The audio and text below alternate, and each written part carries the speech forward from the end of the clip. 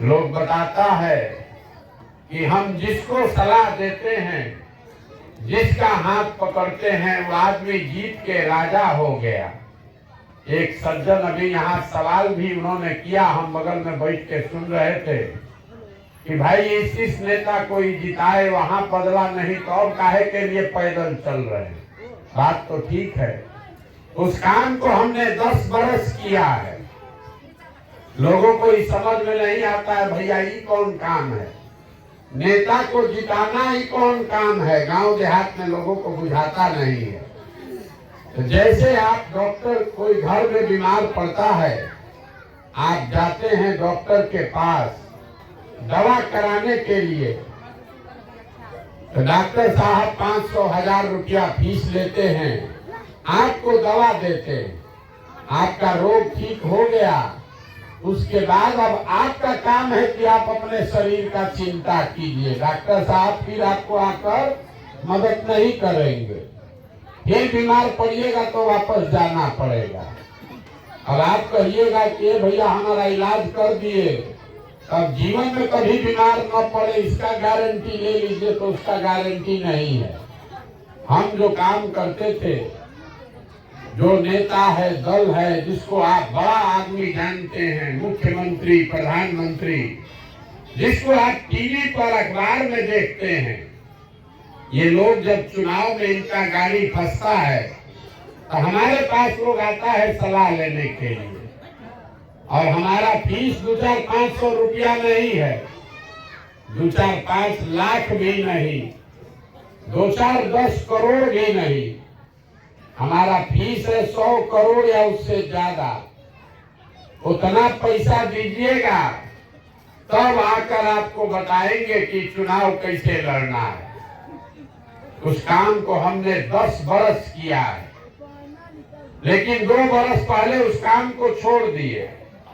अब आप कहिएगा कि भैया जिस काम में इतना पैसा मिलता है, इतना नाम शोहरत जिस काम से था, उसको छोड़ के गांव-गांव पैदल क्यों चल रहे? काम को इसलिए छोड़े कि 10 बरस बड़े बड़े नेताओं को 10 राज्य में मुख्यमंत्री जिता कर देखे। नेता और दल के जीतने से जनता का जीवन नहीं बदलता है।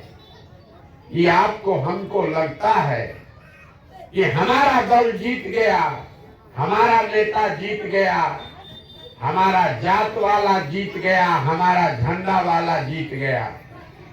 हमने जो देखा, जो जीत गया वो जीत के हेलीकॉप्टर पर गया, और आप और आपका बच्चा जहां था वही रह गया। तो हमको ये अनुभव हुआ कि अगर भगवान ने हमको शक्ति बुद्धि दिया है, जिसको सलाह देते हैं, हाथ पकड़ते हैं, वो जीत के राजा बन जाता है। तो नेता और दल को तो बहुत सलाह दे दिए, जिता दिए। एक बार चल के अपनी मिट्टी का कर्ज अदा करते हैं, बिहार के लोगों का हाथ पकड़ते हैं, गांव-गांव चल के आपको सलाह देते हैं कि क्या करने से आप जीतिएगा, आपका जीवन बदलेगा, आपके बच्चे जीतेंगे। इसलिए इस अभियान को शुरू किए। वोट नहीं मांगते हम, आपसे वोट नहीं मांगते। लोग कहता है सब बात सुनने के बाद, ये भैया बताए नहीं वोट किसको देना है, तो बिहार सुधरेगा कैसे? तो हम वोट क्यों नहीं मांगते हैं? वोट मांगने वाला तो हर 2-3 बरस पर आपके यहाँ कोई न कोई आता ही है। जो आता है वो यही कहता है हमको वोट दे दीजिए, हम आएंगे, आपका सब काम हो जाएगा। यही सुन सुन के आप जीवन भर से मुखिया, विधायक, सांसद, मुख्यमंत्री, प्रधानमंत्री, कितना आदमी को वोट दिए। 40-45 साल तक कांग्रेस का शासन बनाए, 15 बरिस लालू जी को राजा बनाए। अभी 18 साल से नीतीश बाबू कुर्सी पर बैठे हैं।